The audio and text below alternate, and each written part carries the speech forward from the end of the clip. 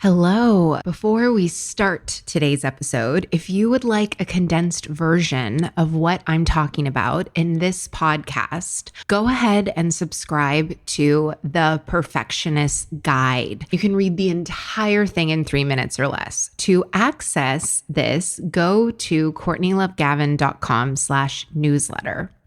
Are you a bit of a perfectionist? Type A, hyper performer? Then you know that having the audacity to see an ideal and bring it into reality while breaking generational habits of hustle can be tough, but it doesn't have to be.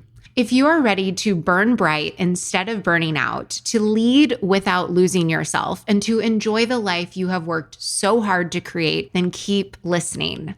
I'm your host, America's leader on rewiring perfectionism, CLG, and this is Perfectionism Rewired, the podcast. Welcome to Perfectionism Rewired. In this episode, you will learn the 2-step process to make intentional, empowering choices to use your perfectionism.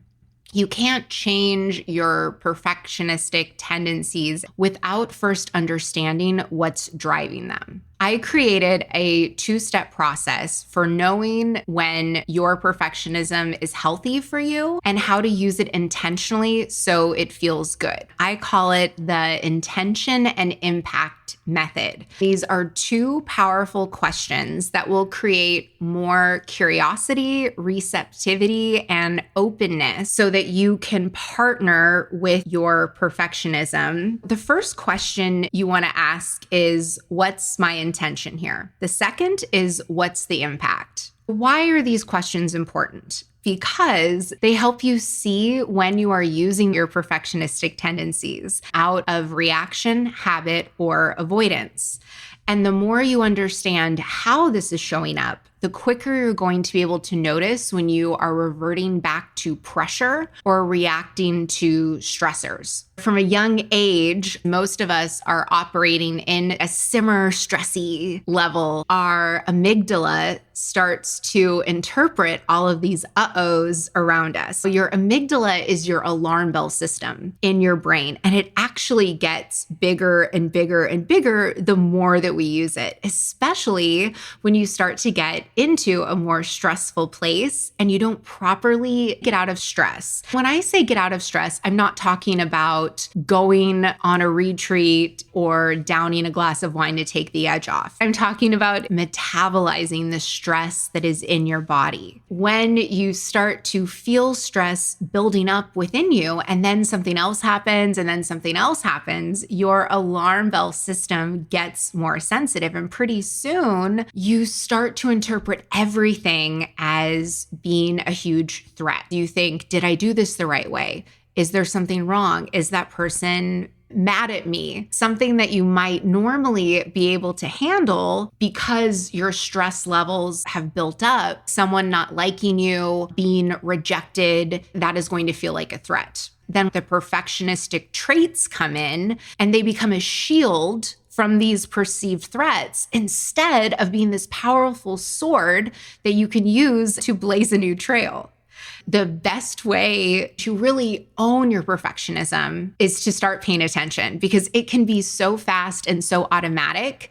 It can seem like you weren't thinking at all and your perfectionism just happened, but that's never the case. And that's actually a good thing, because that means that you are always in control. So you can ask yourself, what is my intention here? Do I feel stressed? Do I have a lot of tension in my body? You also want to get specific to your perfectionistic tendencies. Every single person has unique perfectionistic cues. So this is where you get to be like Nancy Drew. And there are 4 areas that you can look. There are physical cues. Do you tend to be hunched over? Are you bracing? Is the placement of your feet, are they turned inward? Is your breath shallow? Behavioral clues you can look. I'm asking other people for their opinion before I would do things. I'm criticizing the way that your partner loaded the dishwasher. Emotional cues. Are you feeling guilty, embarrassed, rejected, unwelcome, judged, inadequate? My clients using this impact and intention method, they noticed they were using their perfectionism because felt guilty, embarrassed, rejected, unwelcome, judged, or inadequate, and they wanted to quickly get out of feeling that way. And the last clue is cognitive clues. So these are things you think to yourself, or maybe that inner critical voice says where it's like, I have to get this right. I'm so far behind. I need to impress them. I'll relax as soon as it's 2025. To recap, the 4 areas of perfectionistic cues, or clues, if you want to be Nancy Drew, are physical cues, behavioral cues, emotional cues, and cognitive cues. Perfectionism is fluid and it is context dependent. It's easy to overlook how dynamic it is. So you don't want to label any of your perfectionistic tendencies by what you're doing. It depends on the context. So being super meticulous and looking for every error was a huge benefit when I was the head of PR. When I came home with my partner, it was not a benefit. You want to look at your perfectionism by the intention and the impact that it is having. If you notice that you're people pleasing, for example, is it because you want to be accepted? Is it because you are looking for validation?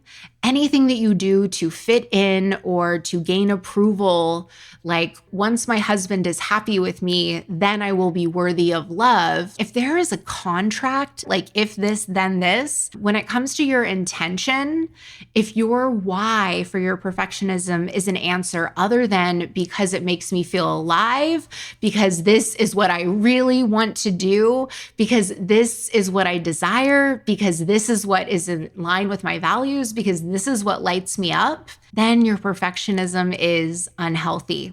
By looking for the clues, you can pay attention to what your unique perfectionistic patterns are. And the more you notice it, the more that you can begin to shift it in the moment and decrease the stressors. By decreasing the stressors over time, it's going to help you so you are not triggered by so many things. You might not know any of your perfectionism clues at first. That's normal. I just want you to keep being curious. Just keep asking the question, what is here? What am I noticing? If you're looking for a reason as to why your perfectionism is on autopilot, it's not because your parents only praised you and you did everything perfectly when you were 6. Like, none of that matters. You're not an archaeologist. We are architects. We are building your future. And so what we want to figure out is why you are choosing to perfect today? Why are you choosing to be paralyzed today? And we got to get really sharp at figuring that out. If you forget to ask, what's my intention before your perfectionist tendencies is off to the races, that is okay. Just remind yourself to do it next time. Maybe you set an alarm on your phone for like every 2 hours to help you so that you can start checking in with yourself. One question I get about this is, what happens when you catch yourself spinning on an intention that you don't like? I need to prove to other parents that I care. That's why I'm baking 4 dozen cupcakes. You noticed it and you decided to do it anyways. So you're like, whatever, I'm just going to take 6 hours of my day, make 4 dozen cupcakes and drive them over to school. Now, one of the worst things that you've ever been taught is that feeling bad about your behavior will motivate you to change. That is not true, and it has scientifically been proven people make sustainable changes and accelerate 10 times faster when they are feeling playful and courageous. So feeling bad or judging what you're beginning to notice, it's not going to help you. All of the information that you get from the intentional impact method is important. It's going to build your awareness and help you pinpoint where to start interrupting your patterns. Now, let's talk about the second question in the intentional impact method. How is your perfectionism showing up?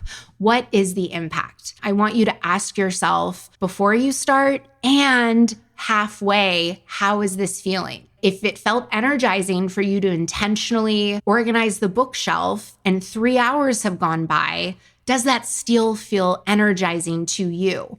Overall, the impact that you want to feel like you are growing, you are learning, you are energized, you are inspired, and you are feeling increasingly curious. We're not going for like happy face vibes all the time here. I compare it to working out. For me, push-ups and pull-ups, I hate doing them. They're very, very difficult for me, but I know that it's making me stronger and it's developing myself. I can tell the difference between it's strenuous versus I'm going to injure myself. So that's what you want to be looking for. And to start the process of just checking in with yourself, you can even decide ahead of time at what point you're going to check in with yourself. Like, okay, I'm going to do this for an hour and then check in. The goal is to learn how to be in tune with your body and stay present. This is how you never burn out or run over yourself. If you've been living from the neck up, you've been very disconnected from your body, this might be challenging at first. Most clients have never even considered feeling good about their perfectionism ever.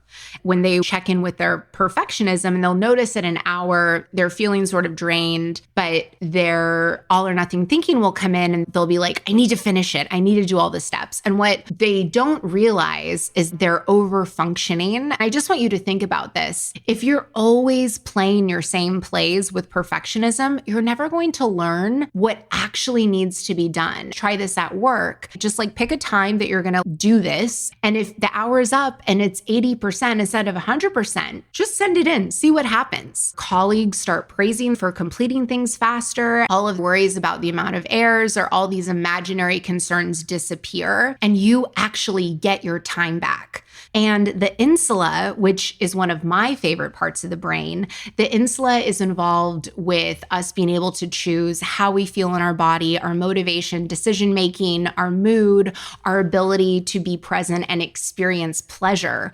The gray matter of your insula can actually grow through you focusing on your internal experience. It is why I created the intentional and impact method. Your action step is to start asking, what's my intention? What's the impact? And finding your own perfectionism clues. Are you tired of being in a robotic relationship with success, with zero meaning or joy during the process, where your victories feel anticlimactic? If you're nodding your head yes, listen closely, because I might have the solution you've been searching for. My Perfectionism Rewired Accelerator. In Perfectionism Rewired Accelerator, you are centering your identity on your possibilities instead of your limitations. I've done the hard work and taken out the guesswork to give you frameworks backed by neuroscience, proven to work even for the most type A,